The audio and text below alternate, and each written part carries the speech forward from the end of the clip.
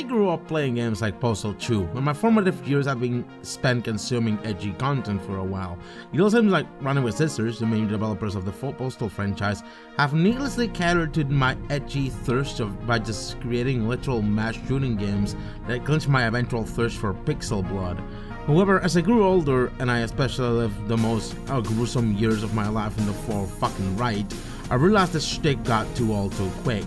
I was looking more for games that cater to a more intellectual approach to the narrative and gameplay, and were not just literal mass shooting simulators.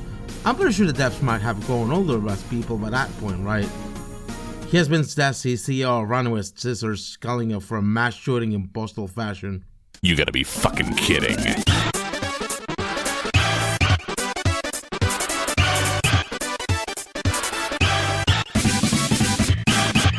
Postal 4 is garbage. I'm not just the only one telling you, there's a handful of other YouTube or Games Press reviewers saying the same thing. The game is not just jank and broken to a point there's a minimum charm to it, quite the contrary. The game is plainly irredeemably broken to no repair. Combined with the anti-Mexican jokes and the unfunny toilet humor, it is irredeemably bad. Instead of quoting the IGN review of the game here. But yet, Postal fans praise it, even in spite of those negative reviews, for some other reason, because for some reason, the game still caters to a subsection of gamers who are conservative and right-wing. Even G-Man Lives, despite his criticisms of all the junk in the game, has come to caution Postal 4 in kind enough words to even justify a broken and bad game. Yeah, it is kind of hard to really criticize these Postal games for being sloppy and janky, because for a lot of people, that's really what makes them so endearing. I know it's definitely been the case for those last couple of games, which I think really seem to ride that line on being so bad that they're good. No, it's not even good, G-Man, stop! Oh well, it's the kind of quality you expect from Running with Scissors, a company who previously supported Gamergate in the recent years pre-pandemic, who has a CEO who constantly reposts a bunch of Trump-supported crap recently. But the problem with Postal 4 is not just how bad the game is. The last update was on May 2023, a few months back, and the list of changes pales in comparison to what needs to be fixed as a whole in the entire game. All they did was fixing the Mexican smuggling errand, which is kinda convenient, add physics and co-op, and change the UI when you're choosing the beggar side in the very first mission of the game. Game development! Plus, an additional issue with the game is that they had all the time window back when the game was in early access to deliver a properly polished and unbroken game. And they still didn't? No. That's not the only problem. It might seem like another problem is how they spend the time during the early access period and beyond instead of, actually developing and fixing the game, which is decided trying desperately to hype up the game through a plethora of influencers like CB11, who's conveniently in the game, pandering to much, but also all the Trump supporter that shit that Vince is retweeting and promoting on Twitter. X. God damn it, Elon, you're such an unintelligent clown. They also keep promising a big giant patch for the game all the time, despite not being there, an indication that they're probably working on it. They're patching the game slowly, that is, but it is already too damn slow to fix the entire game on time before anybody who has bought the game or I was thinking of buying the game gets instantly bored of all the crashes and bugs. But I'm sure the most productive way of spending game development time is by arguing with people on Twitter. I will still that name Twitter because Elon is a piss baby, by the way, about how ideologically diverse their team is, despite the fact that the CEO and probably even more staff at Running with Scissors are obvious bigots. That will definitely turn out fine. I guess you can touch the irony right now with your fingertips. That was a point.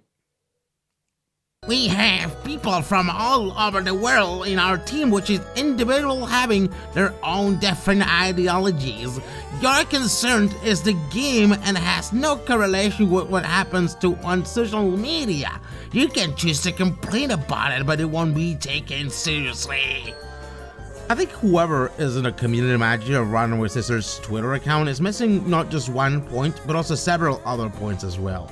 First, you have to take into account that this concern is not just about the game, because the development team is so busy with this Twitter drama to be able to fully keep developing the game. Also because they're too busy criticizing the rest of the games industry on Twitter banter instead of actually fixing Postal 4. It's not just on Vance's social media, it also tends to happen with the official account. Well, when they're spending a little bit too much time doing banter on whatnot. Look, I don't know how the Runaway Scissors team looks internally, I've never been there, but considering the fixes that have been too slow too, I might assume they just need to stop this Twitter nonsense and get busy instead. Second, saying we have a diverse people with different ideologies doesn't make the cut here. Vince still is the CEO of Runaway Scissors. With all the stuff it implies, most of the Runaway Scissors revenue will go to the paycheck of this guy. He's the guy who makes the most important decisions of the company, I don't know about Mike though, and has the steering wheel of the company. He's basically the guy on top, meaning that not only he gets to represent the company as a whole, but also the brains of that company. And considering he's even goes so far to call for a mass shooting on a protest postal dude style, and even boosting up Trump supporter and bigoted sentiments on Twitter, as well as supporting Gamergate back in the day, you can tell he should not be the brightest brains of the company. Buying Runaway Scissors games like Postal 4 or Postal Brain Damage ends up financing for the most part this guy who quote tweets typical Trumpian stop the steal nonsense on Twitter, decorated with a few American flag emojis, and that was one of my main points. If I decide to stop investing my hard-earned money on their games, it will not be just because their games are a broken mess, which mostly they are, but also because their CEO is a genuine piece of shit like at least some of his colleagues. It's for that reason why Runaway Scissors has become irredeemable amongst common sense people like me. But becoming an oasis for right-wing free speech mongering gamer adults who they've been always on the look for controversy. And I think it's clearly evident when you already know they even included Mino Yiannopoulos as on Postal 2 Paradise Lost. CANCERMOUSC.